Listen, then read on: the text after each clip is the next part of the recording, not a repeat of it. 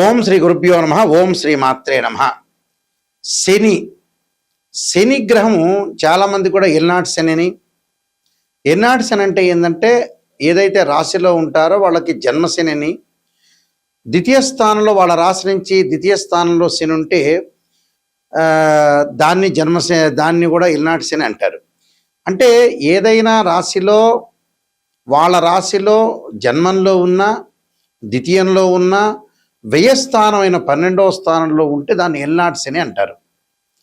వాళ్ళ రాశి దగ్గర నుంచి మనకి 8వ స్థానంలో ఉంటే అష్టమ శని అని, 4వ స్థానంలో ఉంటే అర్ధాష్టమ శని అని, అలానే 10వ స్థానంలో ఉంటే కంటక శని, పొంగు శని అంటారు.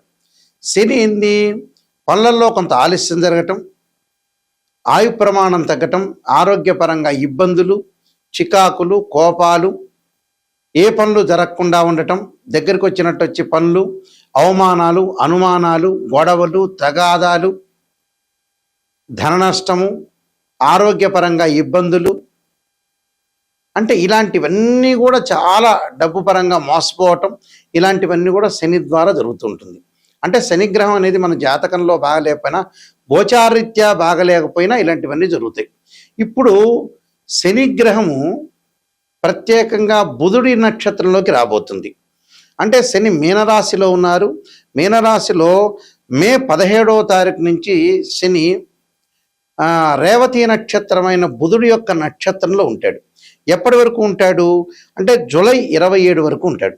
అంటే మే 15 నుంచి జూలై 27 వరకు శని రేవతి నక్షత్రమైన బుధుడి నక్షత్రంలో ఉండటం వల్ల ద్వాదశ రాశుల వాళ్ళకి ఎలాంటి ఫలితాలు జరగబోతున్నాయి అంటే శని బుధుడు మిత్రులు. అంటే ఒకళ్ళు శని గ్రహానికి బుధుడు మిత్రుడు అయితే బుధుడికి శని సముడు అవుతాడు. అంటే టోటల్గా ఇద్దరు కూడా మిత్రగ్రహాలే అని అర్థం. ఈ మిత్రగ్రహాల్లో శని మీనరాశి అయిన గురువు యొక్క రాశిలో ఉండటం, బుధుడు యొక్క నక్షత్రంలో ఉండటం వల్ల ఎలాంటి ఫలితాలు జరగబోతున్నాయి ఒకసారి తెలుసుకుందాం. ఇవన్నీ కూడా గోచారరీత్యా చెప్పబడే ఫలితాలు. సింహరాశి వారికి శని యొక్క ప్రభావం ఏ విధంగా ఉండబోతుంది? సింహరాశి వాళ్ళకి షష్టమాధిపతి సప్తమాధిపతి అయిన శని, మరి అంటే ఇక్కడ శని యొక్క అంటే షష్టమాధిపతి అయ్యాడు, సప్తమాధిపతి శని అష్టమ స్థానంలో ఉండటం, అందున రేవతి నక్షత్రమైన బుధుడి యొక్క నక్షత్రంలో ఉండటం వల్ల ఎలాంటి ఫలితాలు జరుగుతాయి అంటే వ్యాపార పరంగా లావాదేవీల విషయంలో బాగుంటుంది, ఫైనాన్షియల్ పరంగా గ్రోత్ బాగుంటుంది, ధనదాన్ని వృద్ధి కలుగుతుంది, నూతన వ్యాపార పెట్టుబడులు పెడతారు, వ్యాపారంలో అధిక లాభాలు కలిగే అవకాశం ఉంటుంది.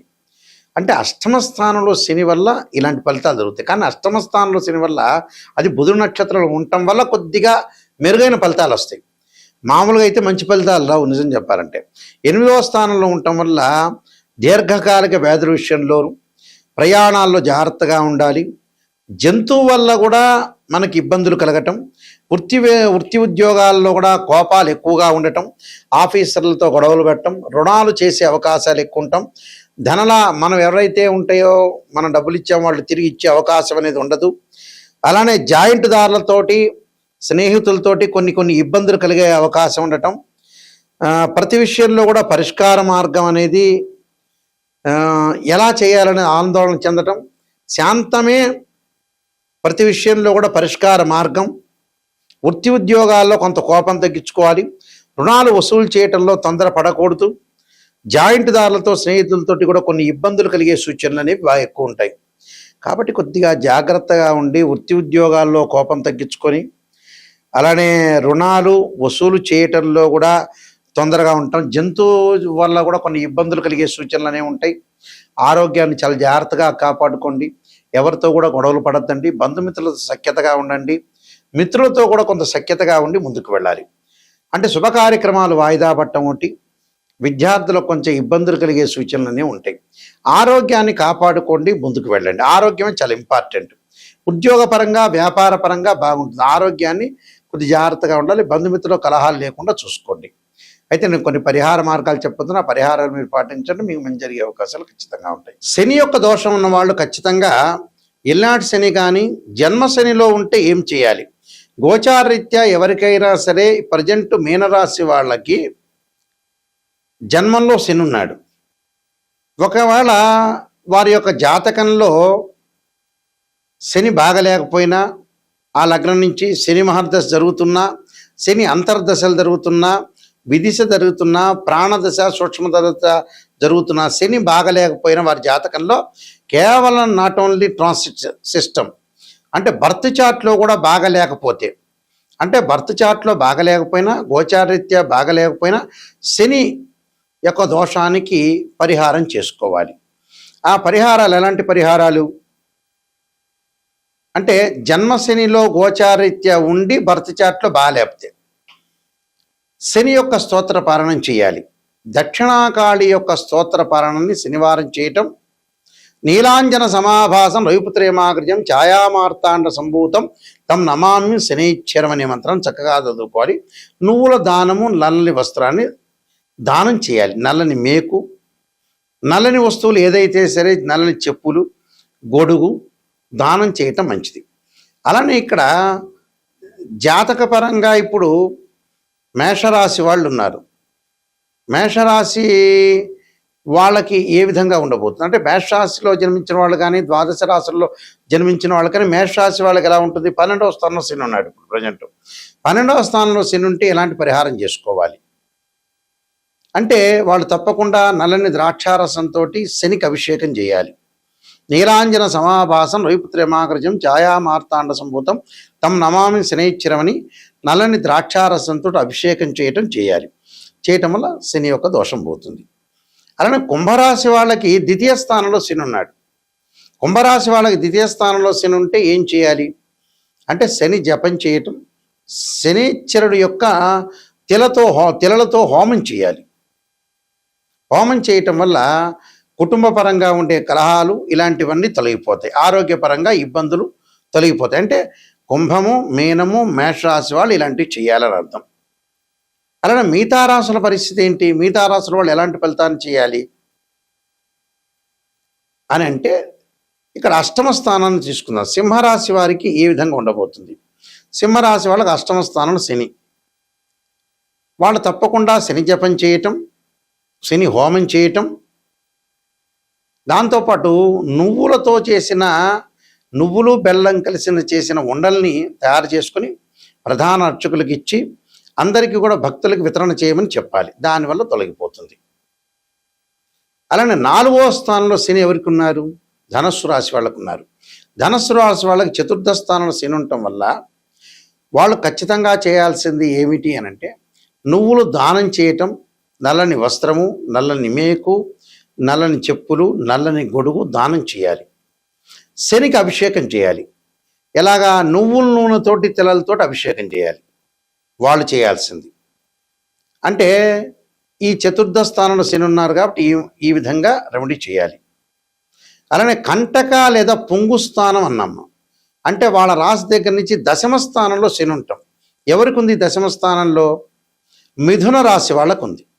మిథున రాశి వాళ్ళకి దశమ స్థానంలో శని ఉండటం వల్ల వాళ్ళు చేయాల్సింది శనికి పంచామృతాలతోటి, పండ్ల రసంతో, చెరుకు రసంతో, నువ్వుల నూనెతోటి, తిలలతోటి అభిషేకం చేయాలి. వీలైతే హోమం చేసి నల్ల నువ్వులు, నల్ల వస్త్రాన్ని, నల్లని మేకుని, నల్లని గొడుగుని, నల్లని చెప్పులను దానం చేయాలి. అంటే కుంభరాశి వాళ్ళు, మీనరాశి వాళ్ళు, మేషరాశి వాళ్ళు, మిథున రాశి వాళ్ళు, సింహరాశి వాళ్ళు, ధనుస్సు రాశి వాళ్ళు దానం చేయాలి. మిగతా రాశుల వాళ్ళకి ఒకళ్ళ వ్యక్తిగతంగా వాళ్ళ భర్త చార్ట్లో జాతకపరంగా దోషం ఉంది అనుకుందాం. అంటే వృషభము, కర్కాటకము, కన్య, తుల, వృశ్చికం తర్వాత వీళ్ళకి మకరము, ఈ రాశుల వాళ్ళు తప్పకుండా శని గోచారరీత్యా కాకపోయినా, వాళ్ళ దోషం లేకపోయినా, భర్త చార్ట్లో శని మహర్దశ కలిసి రాకపోయినా, శని అంతర్దశలు, విదిశలు, సూక్ష్మదశలు, ప్రాణదశలు ఉన్నా ఈ రాశి వాళ్ళు తప్పకుండా ఆరోగ్యపరంగా ఇబ్బందులు లేకుండా చూసుకోవాలి. శని జపము, శని హోమము, నల్లని ద్రాక్షారసంతో అభిషేకము, నువ్వులతోటి, తిలలతోటి అభిషేకము, అలానే నువ్వులతో చేసిన ఉండలు, బెల్లం కలిపిన ఉండలు తయారు చేసుకుని ప్రధాన అర్చకులకు ఇచ్చి వితరణ చేయమని చెప్పాలి. అలానే ప్రతిరోజు కూడా శనివారం రోజున నీలాంజన సమాభాసం వైపుత్ర్యమాగృజం ఛాయామార్తాండ సంభూతం తం నమామి శనీశ్వర మంత్రంతో పాటు శనికి అధిదేవతలు ప్రత్యదేవత అంతరిక్ష దేవత అంతరిక్ష దేవత దక్షిణకాళి స్తోత్రాన్ని పారాయణం చేయాలి. అంటే ఆ పారాయణం చేయటం వల్ల మనకి మంచి జరిగే అవకాశాలు ఎక్కువ ఉంటాయి. అలానే ఆరోగ్యపరంగా ఇబ్బందులు కలుగుతున్న వాళ్ళు శరీరే జర్జరీభూతే వ్యాధిగ్రస్తే కళేబరి ఔషధం జాహ్నవీతోయం వైద్యో నారాయణ హరి మంత్రాన్ని చక్కగా చదువుకోవాలి. ఈ నియమాలు ఇవి పాటించండి. శనివారం రోజున ఉపవాసం చేయండి. వెంకటేశ్వర స్వామిని ఆరాధన చేయండి. వెంకటేశ్వర స్వామిని బియ్య పిండితో 2 దీపాలు పెట్టి చక్కగా ఆవు నెయ్యి వేయండి. ఆవు నెయ్యి వేసి 2 ఒత్తులు వేసి దీపారాధన చేయండి. దీపారాధన చేయటం వల్ల మనకు మంచి జరిగే అవకాశాలు ఉంటాయి. నేను కాలసర్పయోగ చంద్రిక, రాహుకేతులు, ఛాయాగ్రహాలు, బృహత్ పరిహార సింధు, జాతక చంద్రిక, వివాహ మార్తాండము, స్వప్నశాస్త్ర ఫలదీపిక, పుత్ర గణపతి వ్రతము, సర్వదేవతా గోత్రులు పార్ట్ 1 పార్ట్ 2, అలానే నవగ్రహ దోషాలు పోవటానికి దశమహావిద్యల అమ్మవారి యొక్క పారణము, ప్రొడక్షన్ ఆఫ్ ఆస్ట్రాలజీ, ఇలాంటి నెంబర్ ఆఫ్ ఆస్ట్రాలజీ బుక్స్ రాశాను. ఇవన్నీ కూడా రాజమండ్రి మోహన్ పబ్లికేషన్ దొరుకుతాయి, మా దగ్గర కూడా దొరుకుతాయి. జీవితంలో ఎప్పుడైనా సరే జాతకం తెలుసుకునేటప్పుడు నెగిటివ్ని ఫస్ట్ తెలుసుకోవాలి. నెగిటివ్ని తెలుసుకున్న తర్వాత నెగిటివ్ని మనం పాజిటివ్ చేసుకోవటం ఎలా అనేది ఆలోచన చేసి మనం ముందుకెళ్ళాలి. ఊరికే జాతకం చూపించుకున్నాం, ఏదో మమ్మల్ని పొగిడారా లేదా, మమ్మల్ని బ్రహ్మాండంగా అద్భుతంగా ఈ ఆస్ట్రాలజర్ పొగిడారని ఆలోచన చేయొద్దండి. నెగిటివ్ను తెలుసుకోవాలి. ఫస్ట్ మీలో పొగిడేది అవసరం లేదు. మీరు బాగున్నారంటే బాగున్నారే, కానీ మీ లోపం ఎక్కడుంది, లోపం ఎక్కడ జరుగుతుంది, ఆ లోపాన్ని మనం ఎలా సవరణ చేయాలి, ఏ దశలో బాగుంటుంది, ఏ దశలో అంతర్దశలో బాగుండకపోతుందా, అసలు లైఫ్ లాంగ్ బాగుండకపోతుందా అనే దాన్ని బట్టే జాతకం అనేది ఉంటుంది. నెగిటివ్ను మనం తెలుసుకుంటే పాజిటివ్ అవుతుంది. అలానే ఇక్కడ కేవలం రాశిచక్రమే కాదు, సంతానం కలగట్లేదు అంటే ఒక మనిషికి రాశిచక్రాన్ని చూడాలి, భావచక్రాన్ని చూడాలి, సప్తమాంశ చక్రాన్ని చూడాలి. ఒక వృత్తిపరంగా ఇబ్బందులు కలుగుతుంది అని అంటే రాశిచక్రం చూడాలి, దశమాంశ చక్రం చూడాలి, భావచక్రం చూడాలి, దశలు అంతర్దశలు. ఒక అమ్మాయికి కానీ అబ్బాయికి కానీ వివాహం జరగలేదంటే రాశిచక్రము, నవాంశం, భావచక్రం, అలానే మనకి దశలు అంతర్దశ, ఇవన్నీ కూడా డివిజనబుల్ చార్ట్స్ అంటారు. మ్యాథమెటికల్ క్యాలిక్యులేషన్ వేసి డివిజనబుల్ చార్ట్స్లో మనం చూడాలి. అలానే ద్వాదశ భావాలను అనాలిసిస్ చేయాలి. తనుభావానికి రవేధిపతి, ద్వితీయ భావానికి గురువు, తృతీయ భావానికి కుజుడు, చతుర్థ భావానికి చంద్రుడు, పంచమ భావానికి గురువు, సోదర భావానికి కుజుడు, అలానే ఇక్కడ ఏదైతే సప్తమ భావానికి శుక్రుడు, ఇలాంటి ద్వాదశ భావాలు అంటే ద్వాదశ భావాధిపతులు వేరు, రాస్యాధిపతులు వేరు, ఆ గడిలో ఉన్న గ్రహము వేరు. భావాధిపతి అంటే ఎప్పుడైనా సరే ఓనర్ అని అర్థం. రాస్యాధిపతి అంటే బిల్డింగ్ కట్టించినవాడు. అలానే ఆ గ్రహం దానిలో ఉందంటే రెంటుగా ఆ వ్యక్తి ఆ గ్రహం ఉన్నట్టు అర్థం. అంటే రెంట్ అంటే ఆ గ్రహం మారిపోతూ ఉంటుంది గోచారరీత్యా. కాబట్టి ఏదైనా బర్త్ చార్ట్కి ట్రాన్సిట్ సిస్టానికి 2 తేడాలు ఉంటాయి. ట్రాన్సిట్ సిస్టమ్ ఎప్పుడు కూడా 20% జాగ్రత్తలు, సూచనలు. ఈ నెలలో ఎలా జారుతుండాలి, ఎప్పుడు ఎలా జారుతుండాలి, సూచనలు, గోచారం.